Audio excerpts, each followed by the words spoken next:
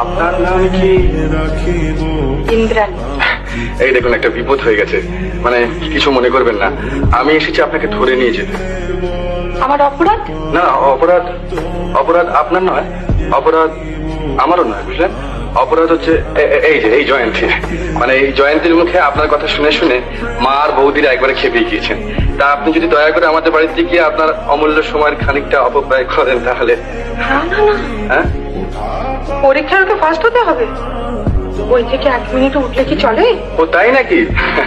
আপনি কিন্তু ভুলেও এই কাজ করবেন না। আচ্ছা, আর পরিচয় যদি আপনি জানতে চান তাহলে তিনি আপনার সামনেই দাঁড়িয়ে আছেন, শ্রী সুদর্শন দত্ত। তো জয়ন্তীর মুখে আপনার অনেক পরিচয় পেয়েছি, আসল পরিচয়টা কিন্তু পাইনি। কোনটা? আপনি কিন্তু বিনয়। ও, তা আমি রাজি আছি। কিসের? ওই যে বহুমূল্য সময়ের খানিকটা অপব্যয় করে।